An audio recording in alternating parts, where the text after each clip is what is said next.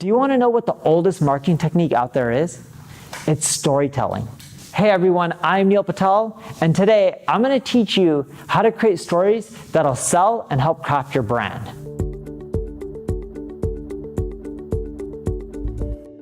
Before we get started, make sure you subscribe to this video, and if you're on YouTube, click the bell as well. That will release more videos and more information. Even go live on YouTube or Facebook or LinkedIn, you'll get notified. Question for you, have you ever used storytelling in your marketing? If you haven't, you should. And I'm going to show you exactly how to use storytelling just like I do so you can get results. The first example I have about storytelling is a significant objects project. There was this guy, he bought 200 items for $129.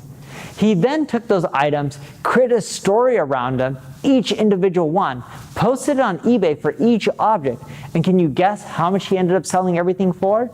A whopping grand total of $8,000. That's the power of storytelling. Step one, define your core message. If you don't have a core message, your story is going to continually ramble and ramble on. There has to be a point to a story. You can't just tell a story because you want more sales or more conversions or more people to follow you. If there's no point, people aren't going to know why they should continually pay attention to the story. Step two, decide what kind of story you're going to tell. One version of storytelling is to incite action. Is to get other people to take action and do something. If you tell a story that motivates people, you can get them to take action. Another way of storytelling is to tell people about yourself. You can have a story about yourself, ups and downs you went through. It could be motivational. This can help inspire other people, jump on your bandwagon, follow your personal brand, follow you over the social web. Personal storytelling is amazing. When people get to know you, they relate more, they're more likely to follow you, and your personal brand is more likely to grow. Conveying value is another way of telling a story that gets people to join your bandwagon.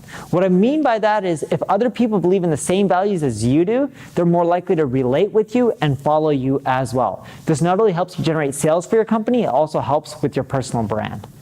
The last way that people typically storytell is to educate and pass knowledge on. When you educate and you're passing knowledge on through a story, they're much more likely to be engaged, hooked, and learn that knowledge and be able to execute on it in the future. Step three, you need to establish your call to action. If you tell a story, you get people hooked, they're all about you, they're about your personal brand, they're about your business, but they don't know what to do next. You're not really going to see any sales or conversions. You need to tell them to do things like check out your company, follow you on the social web, join your email list, whatever it may be. It doesn't have to be a major commitment. It doesn't have to be where they have to buy something right away. It could just be as simple as joining your list so that way you can tell them more stories, build more of a rapport with them, build more of a relationship, and then eventually convert them into a customer. Now, before I let you go, because you have all the steps, I want to give you 3 quick bonus tips. I've done storytelling for a long time, and I found that when a good story includes these 3 main things, it does much better. So let's go over these bonus tips. Bonus tip number 1, you need to have characters. This allows people to see themselves in the story and be part of it. Without that, there'll be a disconnect between you telling the story and the person listening on the other end. Always have characters and make them relatable. Number 2, you need a conflict.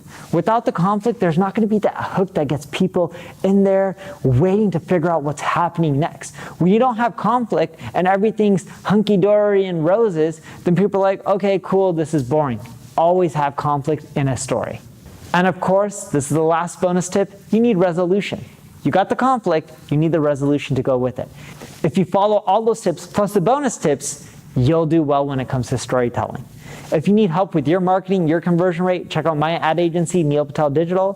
Thank you for watching. Make sure you subscribe, like. If you have any questions, leave a comment below and I'll answer it.